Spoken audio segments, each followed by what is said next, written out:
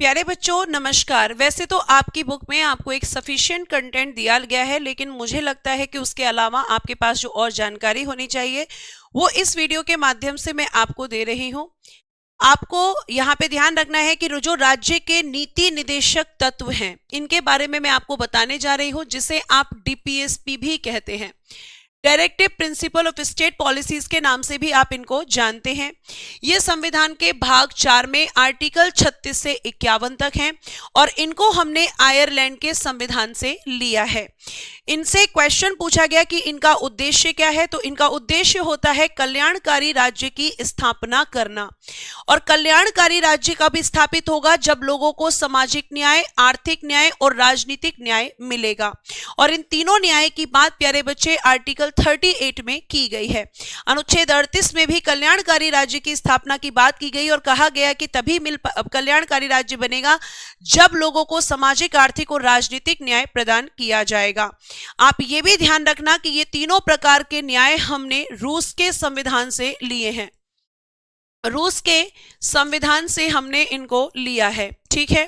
उसके बाद में एक है आर्टिकल 37 जो ये डिफाइन करता है कि राज्य के नीति निदेशक तत्व न्यायालय द्वारा लागू नहीं किए जाएंगे, यानी कि ये नॉन जस्टिएबल होते हैं, गैर न्यायिक होते हैं, आप इन्हें न्यायालय से लागू नहीं करवा सकते।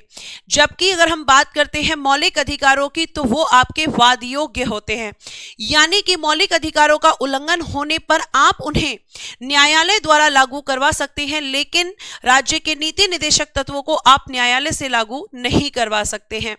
उसके बाद आर्टिकल 39 का जो डी है, इसमें कहा गया है कि चाहे कोई स्त्री हो या पुरुष हो, मेल हो या फीमेल हो, अगर वो समान कार्य कर रहे हैं तो उनको समान कार्य के लिए समान वेतन मिलना चाहिए।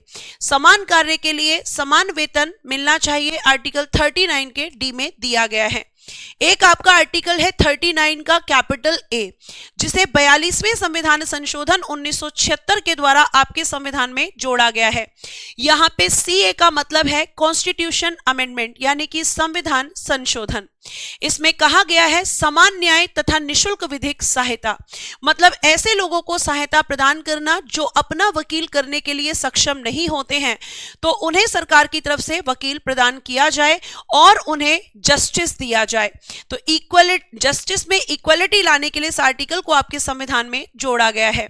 आर्टिकल 42 काम की न्याय संगत और मानवोचित दशाओं का तथा प्रसूति सहायता का उपबंध, यानी कि व्यक्ति जिस काम को करने के लिए सक्षम है उससे हमें वही काम करवाना चाहिए।